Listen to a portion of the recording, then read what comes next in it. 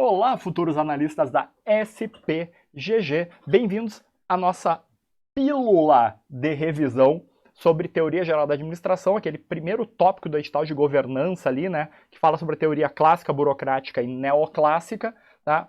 Esse vídeo vai inaugurar nossa série de revisão, né? O objetivo, então, dessa série de vídeos que eu vou gravar agora é rever o edital, tá? Eu revi o edital dos tópicos, obviamente, que eu dei, e eu tô pegando ali, pensando aqueles assuntos que são fundamentais para entender cada um daqueles conceitos ali, né? E pequenas apostas aí do que a banca pode cobrar. Então, eu tentei montar esse material de revisão pensando nisso, pensando com a cabeça do formulador ali, nos principais tópicos daqueles itens do edital ali, dos principais pontos que a banca pode cobrar dentro dos itens do edital, e também um pouquinho de aposta assim no perfil. Então, a maioria dos assuntos eu vou abordar aqui, e aí eu vou acabar aprofundando alguns deles naquela medida que eu olhar e dizendo assim, ó, eu tô apostando um pouquinho nisso. E aí eu posso também dar algumas dicas de vez em quando, quanto assim, ó, isso aqui daria uma boa questão dissertativa, né? Por quê? Porque eu aposto que a banca vai ter uma pegada de questão dissertativa que nem ela teve na última prova. Ela vai tentar pegar algo um pouco mais prático ali. Tá? Ela não vai pegar algo que tenha uma teoria divergente, alguma coisa assim, uma discussão na literatura. Provavelmente ela vai pegar algo mais prático. Então eu espero uma questão dissertativa prática. Tá? Então essa é a minha aposta. E toda vez que a gente passar por algo mais prático, eu vou retomar isso com vocês. Então, vamos embora? Vamos lá, começando pela abordagem clássica. Lembrando que existe a abordagem clássica, que envolve várias teorias, e existe a teoria clássica. Como o edital não deixou muito claro do que ele está tratando, na aula eu falei de Taylor e Fayol, tá? Mas minha maior aposta é que a banca vai cobrar só Fayol, tá? A minha maior aposta é que a banca vai cobrar só Fayol. Se ela cobrar Taylor, é porque ela entendeu como abordagem. Se ela cobrar só Fayol, é porque ela entendeu como teoria. Vamos falar dos dois rapidinho. Né? Lembra? A abordagem clássica é a primeira que surgiu, né, na administração, são os pais da administração, e esses dois caras são o Taylor e o Fayol. E aí lembra a diferença entre os dois. O Taylor com a sua administração científica e o Fayol com a teoria clássica. A administração científica do Taylor, lembra? TT, Taylor das tarefas. O Taylor que tinha toque, né, transtorno obsessivo compulsivo pelas tarefas. Aquele cara assim, ó, do detalhista, de descobrir o melhor jeito de fazer as coisas, ele tem que fazer desse jeito, todo mundo tem que fazer igual, senão ele dá piti, senão ele surta. Esse era o Taylor. E por que ele era das tarefas? Porque ele olhava para operação, para linha de produção. Então ele analisava a empresa de baixo para cima. Para ele, tinha que dividir as tarefas e ensinar para o funcionário a tarefa mais fácil possível, porque na cabeça dele, quem pensava era ele e os outros tinham apenas que obedecer. Então esse era o Taylor das tarefas. E o Fayol? Fayol francês fresco. Por que eu lembro de usar essa brincadeira? Porque nariz empinado, fica olhando todo mundo de cima para baixo, assim, ó. Ui, ui, ui, ui, ui, eu sou melhor que você. Opa, como assim? Ele olhava de cima para baixo. Enquanto o Taylor olhava para as tarefas, Fayol olhava para a estrutura, para o todo da empresa, do de cima para baixo, do gerencial para baixo. Ambos buscavam eficiência, mas de formas diferentes. Taylor buscava eficiência por meio das tarefas, Fayol buscava eficiência por meio da estrutura. Vamos focar em Fayol, que é a minha maior aposta para a prova. Fayol tinha ênfase na estrutura, né, que é a divisão da empresa em áreas, funções, etc. Aí ele falava divisão em funções. E quais eram as funções da empresa? Lembra? Gestão funcional, estrutura funcional é separar a empresa por funções especializadas. Quem começou com essa história foi o Fayol, né, de separar a empresa em funções especializadas. Quais são as 6 funções para o Fayol? Essa daqui.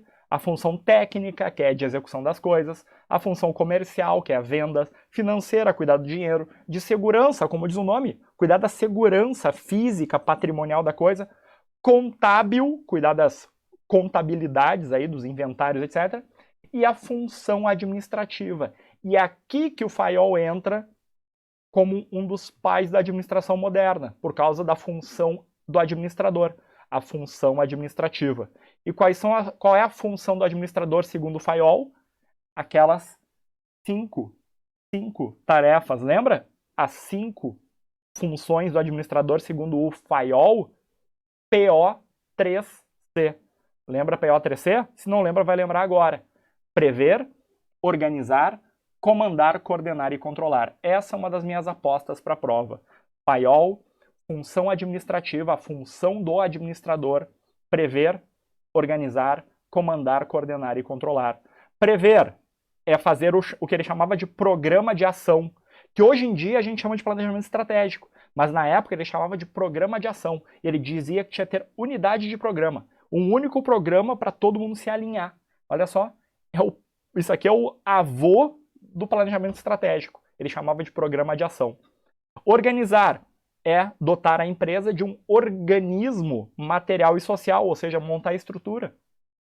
Comandar as pessoas, é dirigir as pessoas.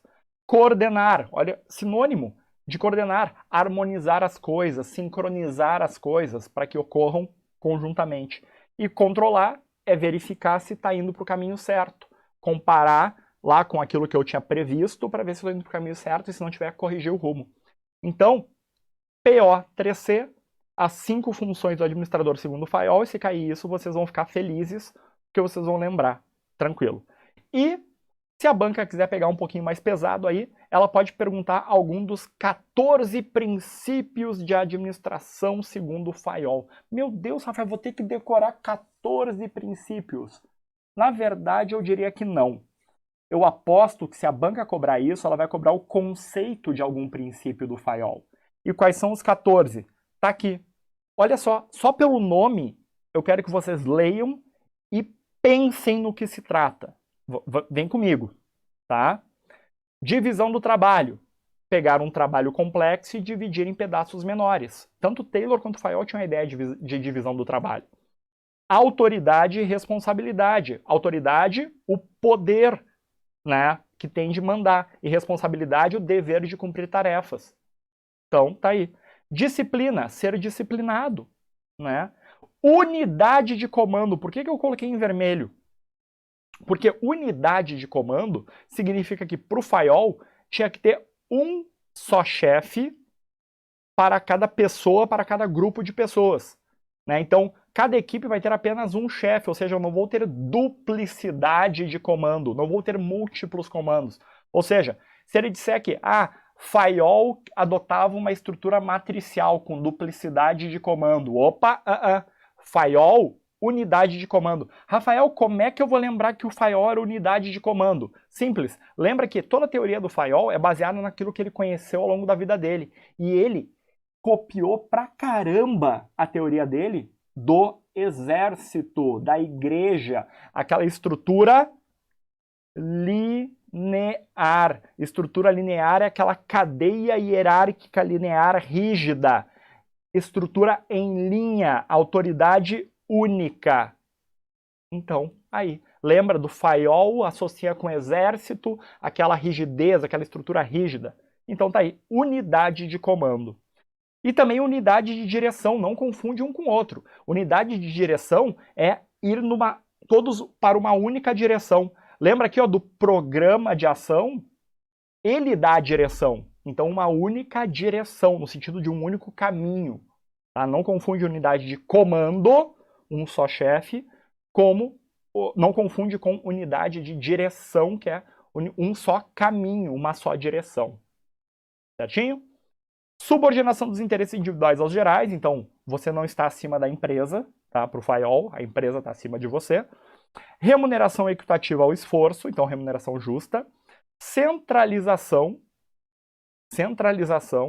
né? Vem com a ideia aí de estrutura linear, mas lembrando que ele falava assim, centralizar ou descentralizar é uma questão de necessidade, mas ele recomendava como princípio a centralização. E hierarquia, cadeia de comando, né? Tem uma cadeia, lembra? O exército tem uma cadeia de comando, uma hierarquia. Ordem, cada coisa em seu lugar, um lugar para cada coisa. Equidade, que tem a ver com justiça no tratamento. Estabilidade do pessoal. O que é estabilidade do pessoal? É evitar a rotatividade, evitar de ficar demitindo o pessoal. Tinha muita demissão na época. Então, ele queria assim, treina o cara e mantém o cara aí. Iniciativa e espírito de equipe. Fechou? Tá aí os 14 princípios explicados para vocês. Com isso, encerramos a abordagem clássica, vamos para as críticas a ela, né? Quais são as críticas? Justamente que um manda e o resto só obedece, né? Então, é muita rigidez, muita prescrição aí, uma abordagem prescritiva, mecanicista. Olha só para dentro da empresa, não considera as pessoas, não considera os relacionamentos, tá? E, por incrível que pareça, apesar de a teoria do Taylor chamar a administração científica, falta comprovação científica para as duas, né? Então, tá aí são as críticas. Matou? Vamos embora para a teoria neoclássica, que, como diz o nome, é uma nova teoria clássica, é uma decorrência da teoria clássica. O que ela fez? Lá na década de 50, após a guerra, o mundo está se reerguendo. Assim como a teoria clássica surge lá no final dos anos 1800, início dos 1900. E qual era a realidade da época? Bagunça nas empresas. Então a teoria clássica surge para dar eficiência. Por quê? Porque as empresas eram bagunçadas. A neoclássica, ela surge no pós-guerra, quando as empresas estão crescendo mais ainda, e a gente precisa dar uma abordagem melhor, mais moderna ainda para ela. Então surge na década de 50, após a Segunda Guerra, com o desenvolvimento industrial e econômico que estava ocorrendo e bombando após a Segunda Guerra, e o aumento das organizações. Elas estão ficando muito maiores e, inclusive, globais. Nesse sentido que elas estavam ficando maiores, né? Teve o primeiro boom de crescimento, que era lá na época de Taylor e Fayol. Aí aqui teve um segundo boom de crescimento, e aqui a gente está falando de empresas que vão para outros países. Virou outra realidade. Então, baseado na teoria clássica, surge a teoria neoclássica, e um dos principais autores aí envolvidos é o Peter Drucker, tá? E aí o que ela falava? Ela atualiza a teoria clássica aos problemas da época, tá? Busca superar aquele mecanicismo e rigidez, sendo eclético, ou seja, adotando diferentes visões, e pragmático, com base na realidade, na prática da época. E qual é uma das diferenças?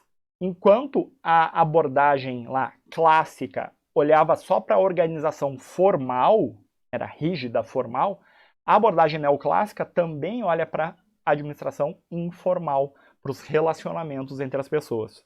Tá? Considera o ser humano como homem administrativo.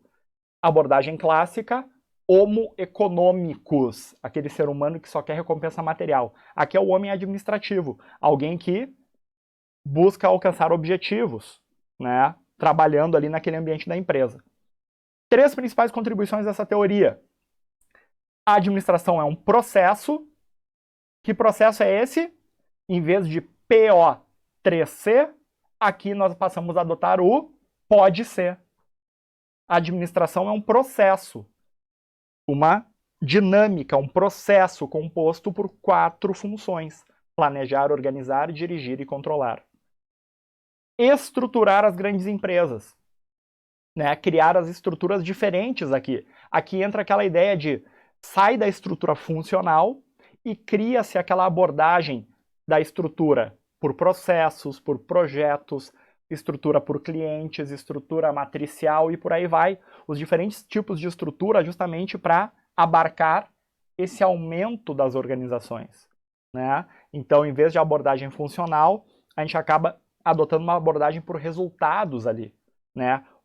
Que a gente pega e faz, a gente chama de abordagem divisional, em vez de funcional, por funções especializadas, por divisões. Cada divisão é como se fosse uma mini empresa com um certo grau de autonomia, focada em processos específicos, clientes específicos, produtos específicos, projetos específicos, os tipos diferentes de departamentalização que a gente falou na aula. Então, a estrutura e a APO, administração por objetivos, aquela ideia de uma administração mais participativa. Tá? 3 principais contribuições. O processo administrativo, nesse formato aqui, planejar, organizar, dirigir e controlar. A estruturação de grandes corporações por meio daqueles diferentes tipos de estrutura. E a APO, a administração por objetivos, uma ideia mais participativa. Alguns autores chamam a neoclássica de escola do planejamento também. Tá? Do planejamento e alguns até do planejamento estratégico. Tá? Mas isso a gente vai abordar melhor lá quando eu gravar a pílula de planejamento estratégico. Vamos embora. Teoria neoclássica, então, para finalizar ela, 3 aspectos comuns a toda organização, segundo nosso amigo Peter Drucker. Toda organização ela tem objetivos, administração e desempenho. O que é uma empresa? Tá? Uma organização no sentido de empresa. É um conjunto de pessoas atuando conjuntamente para alcançar objetivos. Né? Lembra que administrar é tomar decisões sobre recursos para alcançar objetivos? Então lembra? Decisões, planejar, organizar, dirigir e controlar. Tomar decisões sobre os recursos, materiais, finanças, pessoas, para alcançar os objetivos. Portanto, toda empresa tem objetivos, toda empresa tem uma administração, que são as decisões tomadas ali, né? Essa reunião de recursos ali, e, obviamente, vai ter um desempenho. Né? Vai ter um desempenho, vai ser analisado esse desempenho, e ele recomenda em termos de eficiência e eficácia. Lembra a diferença?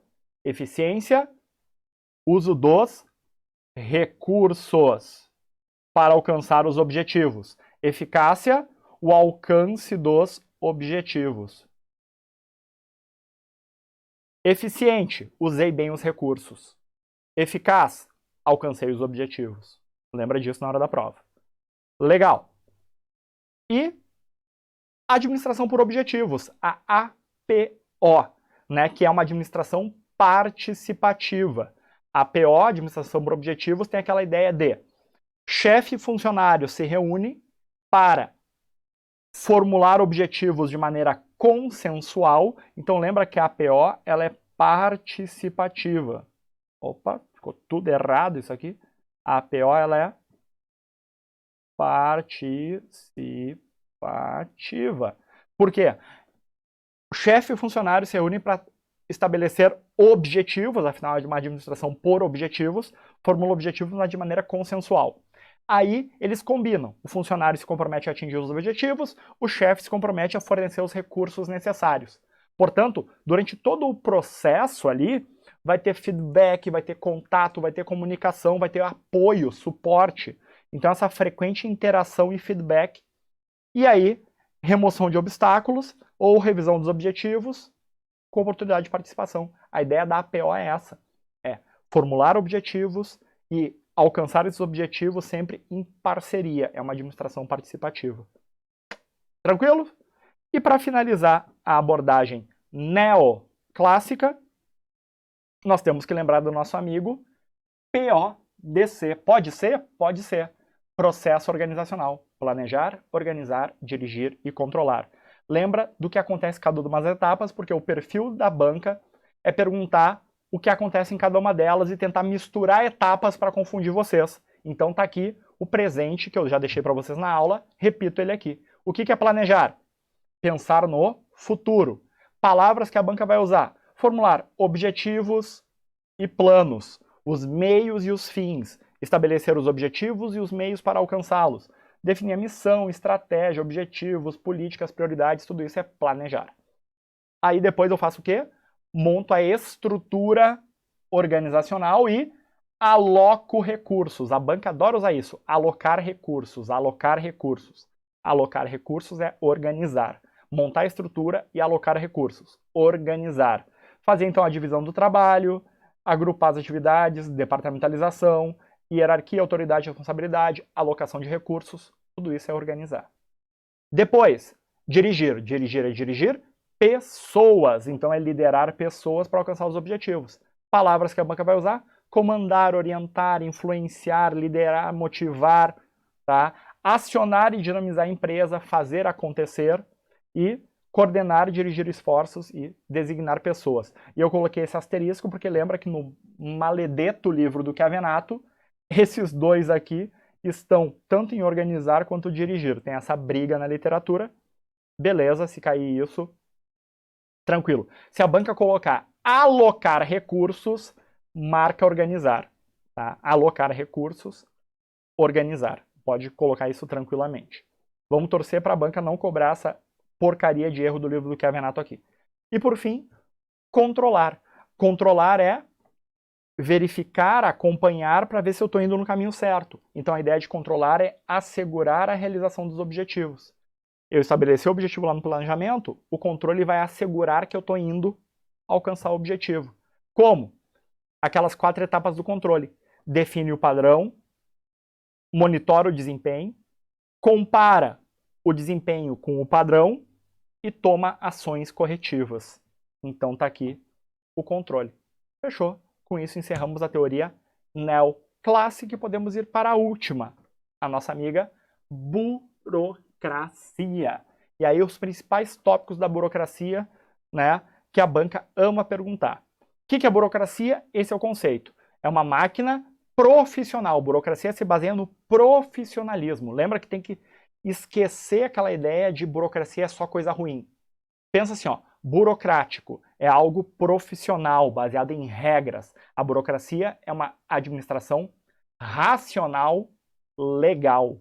Racionalidade, legalidade. Portanto, é uma máquina profissional que se baseia em regras legalmente definidas, operadas por funcionários recrutados e preparados para desempenhar as tarefas descritas com exatidão. Então a burocracia é tipo uma máquina funcionando. É tudo perfeitinho, tudo no seu papel, tudo tem regra, tem pessoa bem definida, bem treinada, tá tudo ali funcionando perfeitamente. Essa é a teoria burocrática. Características básicas da burocracia. Essas 3 primeiras são as características que estão no livro do Maximiano, que é o predileto da banca. As outras estão no livro do Chiavenato. Então, vamos lá. Qualquer uma dessas pode cair. Se cair, basta olhar que vocês reconhecem. Pensa numa máquina funcionando, tudo certinho, tudo bonitinho. Características da burocracia. Formal, impessoal, tá? Impessoal, profissionalismo, legalidade, formalidade, ó, de novo, né, nas comunicações, em tudo, racionalidade, divisão do trabalho, hierarquia, rotinas, procedimentos, competência técnica e meritocracia, ó, pessoas recrutadas e preparadas para desempenhar, e especialização da administração. São as principais características da burocracia. Bom, essas são as características. E aí, lembra que existe o modelo tipo ideal, tipo puro, e o modelo da vida real. Tipo ideal, a teoria burocrática, né, como as coisas, né, o modelo weberiano, como as coisas deveriam funcionar se não houvesse perturbações externas. Então, nesse mundo maravilhoso, a burocracia ela existe para combater o patrimonialismo. Lembra? A burocracia surge para combater o patrimonialismo. Portanto, ela se baseia nessa formalidade, pessoalidade, nesse controle rígido de processos. A burocracia se baseia nesse controle rígido de processos para combater o patrimonialismo, que era corrupto, etc. Então, busca regras, controle, rigidez para combater o patrimonialismo. Fazendo isso, as suas consequências desejadas são previsibilidade e padronização. Para quê? Para alcançar a máxima eficiência. Então, se cair na tua prova assim, conforme Max Weber, conforme a abordagem weberiana, aí ele está falando da parte teórica, essas características e as consequências desejadas.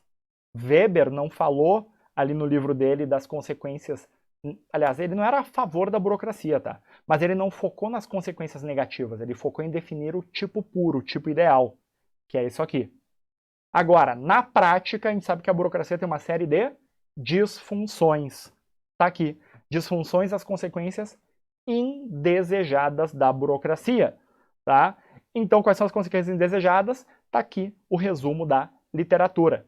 E aí é só palavra ruim, só coisa ruim se aparecer na tua prova. Particularismo, né, que é o interesse de grupos externos sendo levado para dentro da empresa. Satisfazer interesses pessoais, que é pensar só no meu umbigo. Excesso de regras. Superconformidade às regras, a regra mais importante do que o resultado. Excesso de formalidade papelada. Aquele excesso de hierarquia, categorização. Ah, não sou eu que mando, pergunta pro chefe. Aí chega lá no chefe, ah, não sou eu, tenho que perguntar pro chefe. Aí vai pro chefe, chefe do chefe, chefe do chefe do chefe, e vai subindo até que alguém mande. Mecanicismo, individualismo, interrupção do fluxo de informação, porque essa cadeia hierárquica assim, de informação é um caos, tu não sabe para onde é que vai. Resistência à mudança e à inovação, indefinição de responsabilidade, sinais de autoridade, eu que mando aqui, meu cargo é o poderoso, né? Ficar tentando subir de carguinho para mandar mais. E dificuldade com clientes, porque a pessoa se preocupa mais com os procedimentos do que com o atendimento em si. Então, tá aí. Essas são as consequências indesejadas que conduzem à ineficiência. Portanto, a burocracia, a partir de suas características, pode conduzir a consequências desejadas, se a banca perguntar sobre a abordagem weberiana, Max Weber, que conduz à máxima eficiência, ou pode conduzir às disfunções, que é na prática, né, os problemas da burocracia que conduzem à ineficiência, e que, inclusive, na reforma do aparelho do Estado aí, do Brasil, por causa dessas disfunções burocráticas que surge o modelo gerencial, o gerencialismo, que aí, em vez de controlar processos, que é a característica burocrática, o gerencialismo passa a controlar resultados. O controle prévio, a priori, é coisa da burocracia. O controle a posteriori, por resultados, é coisa da administração gerencial. Certinho? E com isso, então, encerramos essa nossa primeira pílula de revisão para a SPGG, certinho? Encerrado, façam suas anotações, era para brilhar na memória de vocês, conseguiram lembrar de tudo que eu falei aqui? Vamos então aí seguir essa sequência com mini aulas assim, tentando resumir grandes tópicos, grandes apostas minhas para a prova da SPGG. Então, vamos embora, próxima matéria, estamos juntos aí.